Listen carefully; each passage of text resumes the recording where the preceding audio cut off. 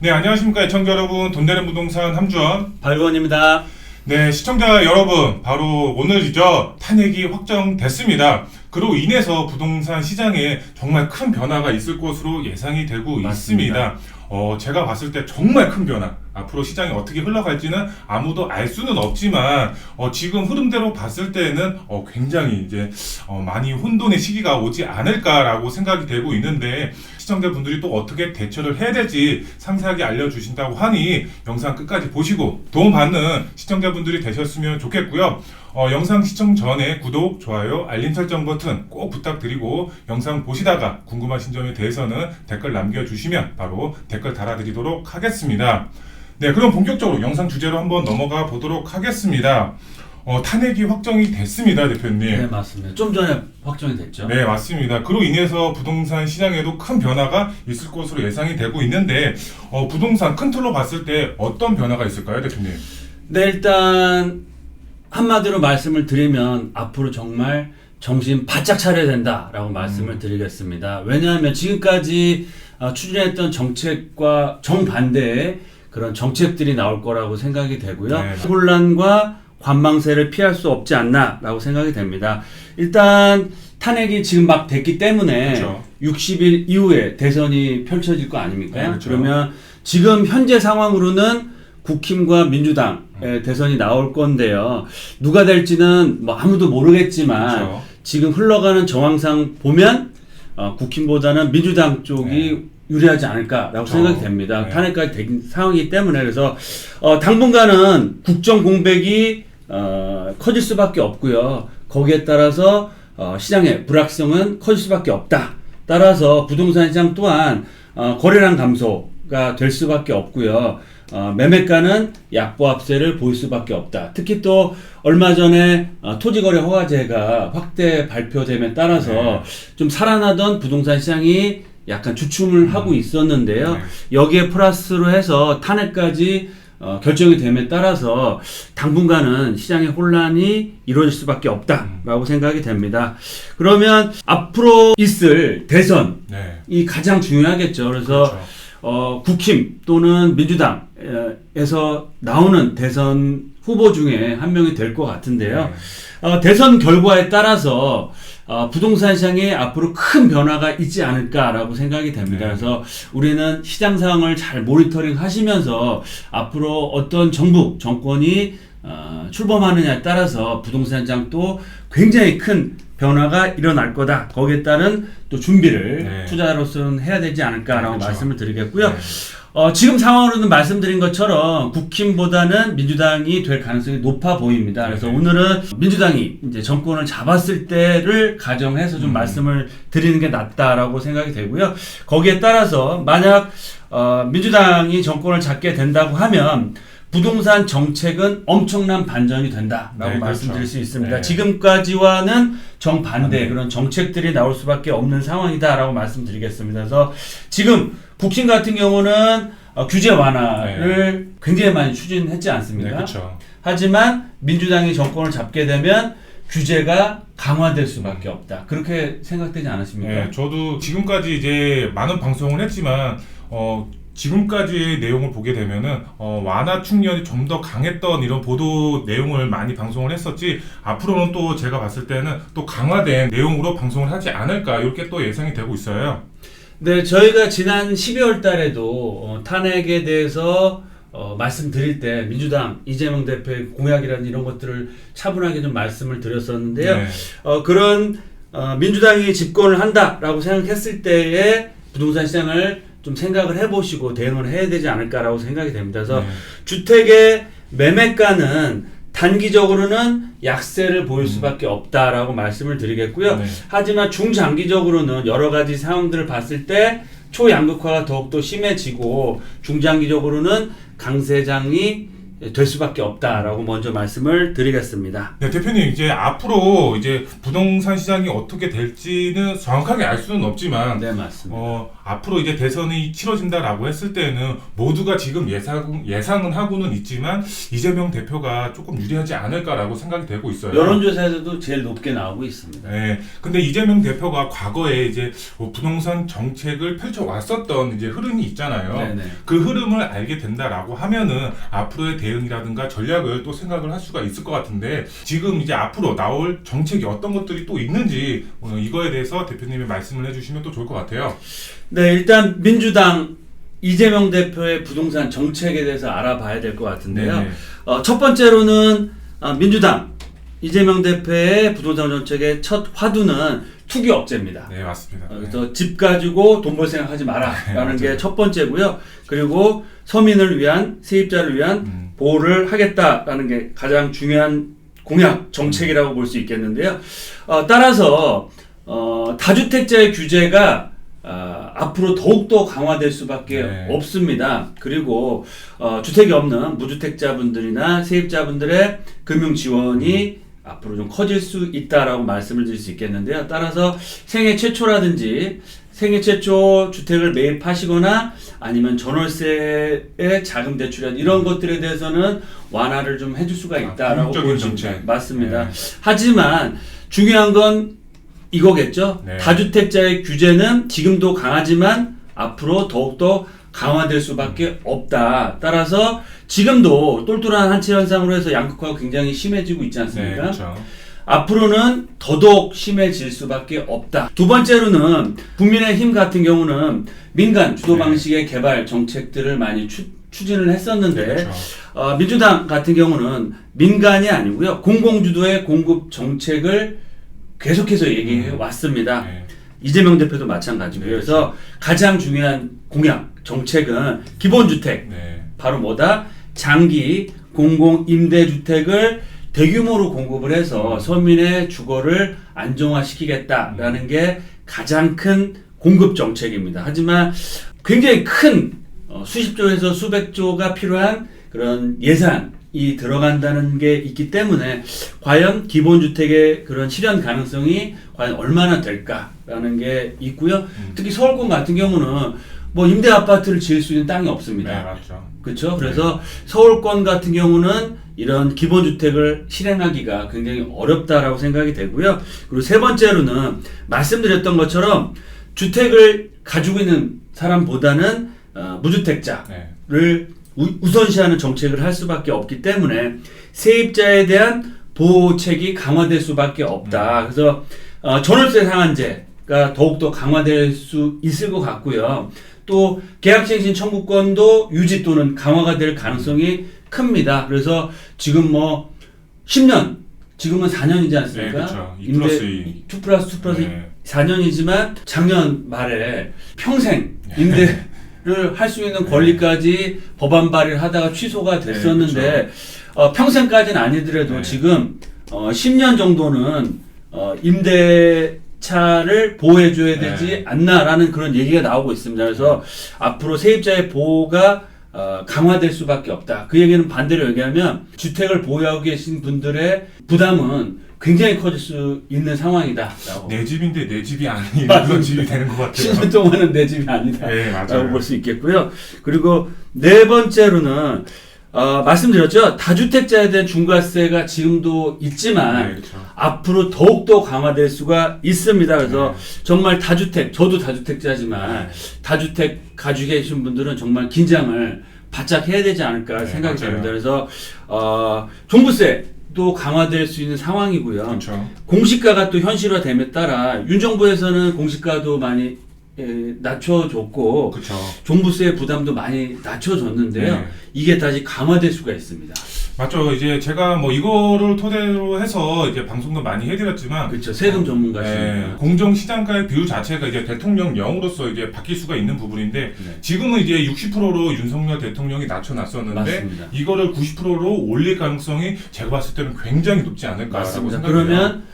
그러면 집주인 들은 부담이 커지고요. 엄청 커지죠. 그리고 특히 강남권이나 고가 아파트를 갖고 계신 분들의 세 부담이 어마어마하게 커질 수가 있다. 네. 세율 자체가 완전히 그냥 180도로 바뀌어버리기 때문에 부담이 엄청 나실 것 같아요. 그래서 세금 폭탄이 터질 수 있다라고 보시면 네, 좋을 것 맞습니다. 같고요. 또한 양도세 중과도 더욱더 강화될 수 있는 가능성이 굉장히 큽니다. 그래서 다주택자분들 그리고 말씀드렸던 것처럼 강남권을 중심으로 한 고가주택 네. 소유자분들의 부담이 엄청나게 커질 수 있다. 그래서 단기적으로 매물이 굉장히 많이 쏟아져 나올 수 있고요. 거기에 따른 가격 하락이 굉장히 커질 수 있다. 그쵸, 맞아. 최근에 이제 강남권을 중심으로 해서 신축 아파트 가격이 급등했지 않습니까? 네, 맞아요. 근데 이런 급등세가 이런 정권이 바뀜에 따라서 굉장히 많이 꺾일 수가 있다. 단기적으로는. 네. 그래서 좀 정책들에 대해서 굉장히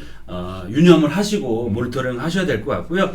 반면에 또 실수요자 같은 경우는 혜택이 커질 수 있다. 네. 무주택자분들 같은 경우는. 그래서 무주택이나 1주택자분들 또 저가주택 소유자분들은 세제 부담이 크게 완화가 될 수 있다. 네. 지금 뭐 민주당에서도 이런 무주택이나 1주택자 저가주택 소유자분들의 그런 세금 부담은 좀 완화하겠다. 그런 얘기가 나오고 있지 않습니까? 네. 그래서 정책 활용을 통해서 새로운 기회를 또 만들 수도 있다라고 네, 맞습니다. 보여집니다.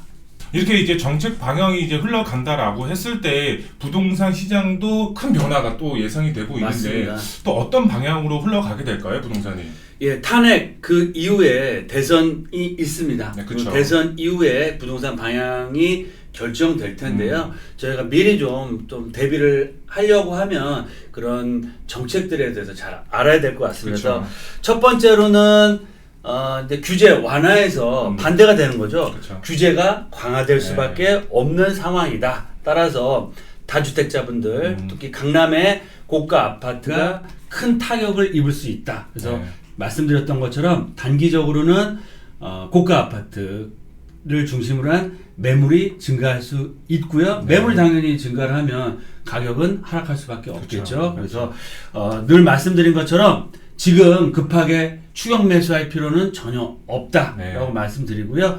가격이 급락할 시에는 오히려 최상급지, 상급지를 갈아타기나 아니면 매수를 하려고 계획했던 분들에게는 매수 기회가 오지 않을까. 근데 당장 이렇게 급하게 하실 건 없고요. 이 시장 상황, 정책에 대해서 잘 보시면서 시장 대응을 하시면 좋겠다. 그리고 또 제가 봤을 때는 다주택자 분들도 주택이 많이 있으실 거 아니에요. 맞습니다. 예. 근데 이제 이런 여러 가지 주택 중에서도 자기가 갖고 있는 매물 중에 가장 안 좋은 매물이 많이 이제 나올 거예요. 맞습니다. 안 좋은 매물 먼저 팔 수밖에 예, 없죠. 그러니까 시청자분들도 대표님이 말씀을 해주셨던 것처럼 추격 매수 절대 하면 안 된다. 가장 안 좋은 급매물이 나올 수가 있기 때문에 시청자분들은 이런 상황을 잘 이제 보시고 투자의 방향 아니면 실거주로 접근을 하셔야 될 것 같아요. 네, 맞습니다. 그리고 두 번째로는 제가 말씀드렸죠. 무주택자나 실수요자들에 대한 지원은 강화될 수 네, 있다라고 그쵸. 볼 수 있겠습니다. 그래서 이번 상황에 맞춰서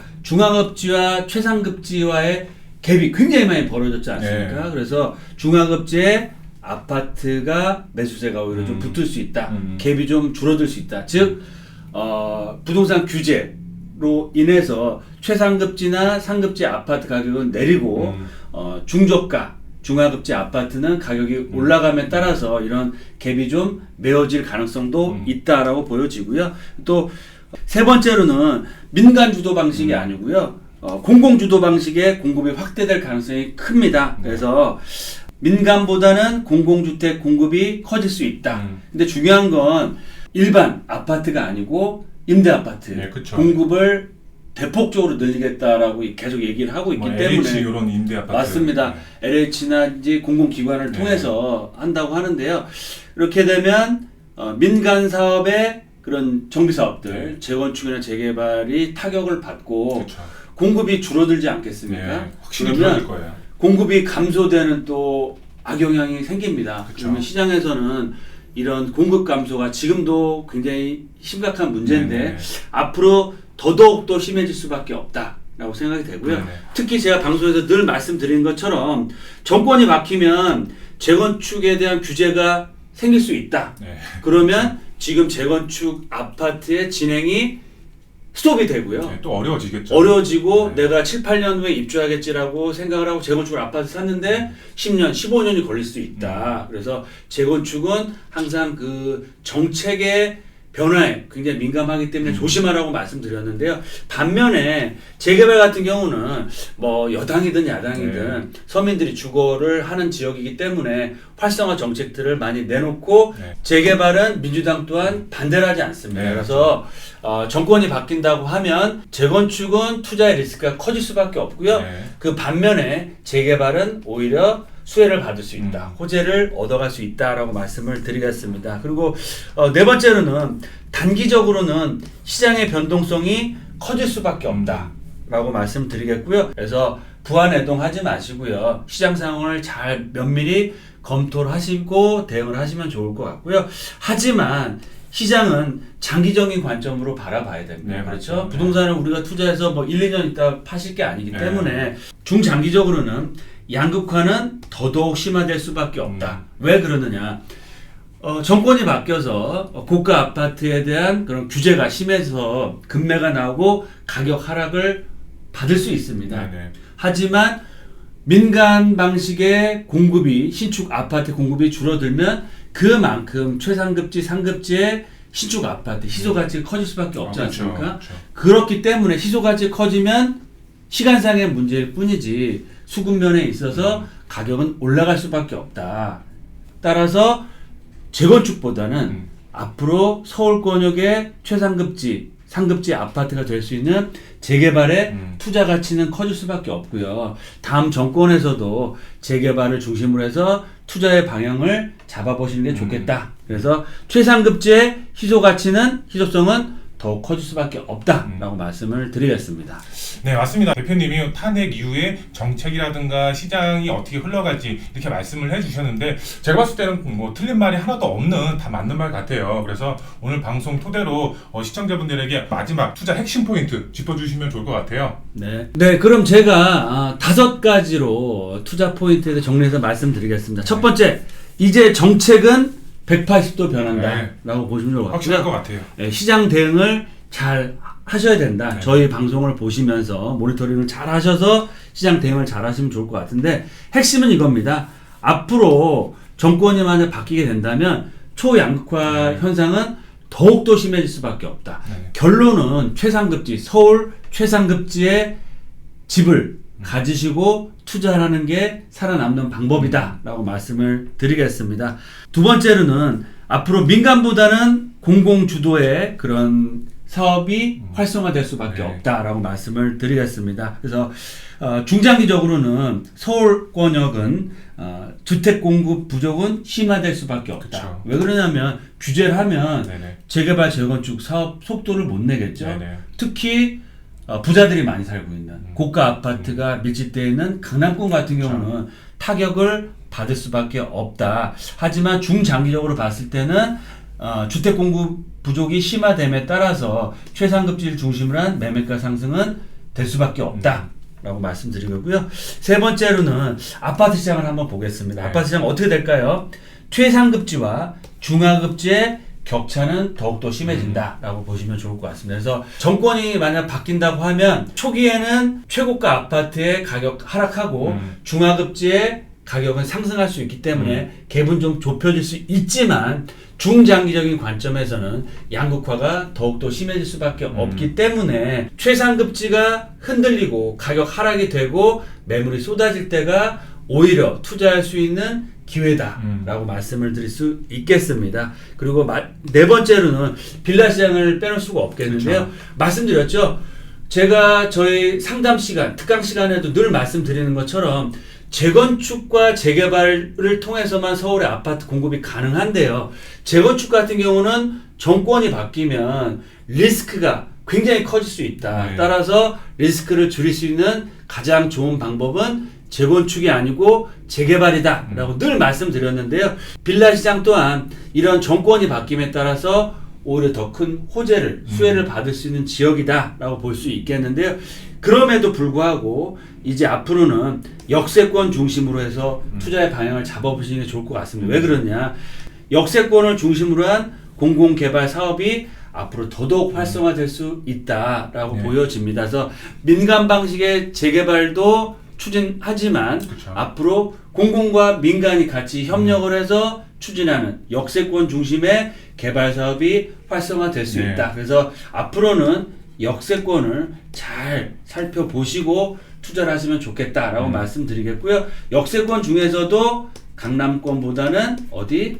강북권, 노후화가 많이 된 서민들이 주택 수요가 많은 필요한 강북 지역의 역세권 개발 지역이 앞으로 투자에 또 그런 기회가 열리지 않을까라고 말씀드리겠고요. 마지막으로 말씀드리겠습니다. 지금 앞으로 굉장히 큰 그런 변동성이 커지고 있습니다. 네. 그렇죠? 정책적으로나 경기 측면에서 보시나 따라서 급격한 시장 변화가 예상되는데요. 네. 일일비 하지 마시고 그렇죠. 뭐 부안해동 하지 마시고요. 이런 여러 가지 사항들을 차분하게 면밀하게 보시고 모니터링 하시고 저희와 또 상의를 하시면서 투자의 방향을 잡아보시면 좋을 것 같고요. 네. 제가 늘 말씀드리죠. 실거주와 투자는 확실하게 분리를 하시면 좋겠다라고 네. 말씀드리겠고요. 지금 현 시점에서 대출을 많이 받으시고 연끌 하지 마시고요. 현실적인 투자의 방향을 잡아보시는 게 좋겠다라고 말씀을 드리겠습니다. 그리고 오늘은 탄핵의 됨에 따라 좀 급하게 말씀을 드렸습니다. 앞으로 저희 방송에서 앞으로의 그런 정책적인 변화에 따른 투자의 방향을 계속해서 말씀드릴 테니까요. 앞으로도 저희 방송 꾸준히 애청해 주시면서 또 시장 상황 잘 대응하셨으면 좋겠습니다. 네, 맞습니다. 이제 탄핵이 확정이 되면서 이제 시청자분들도 이런 흐름이 어떻게 흘러갈지 공부도 하시고 또 방향도 올바르게 잡으셨으면 좋을 것 같고요. 댓글 달아주시면 저희가 또 상세하게 좋은 또 답변 드릴 네. 테니까요. 댓글도 많이 달아주시기 바라겠습니다. 네, 시청자분들 이제 날씨가 이제 많이 풀렸습니다. 하지만 또 날씨의 변동으로 인해서 감기 걸리시는 분들도 많이 계신데요. 몸 잘 챙기시고 다음 영상에 또 찾아뵙도록 하겠습니다. 감사합니다. 감사합니다.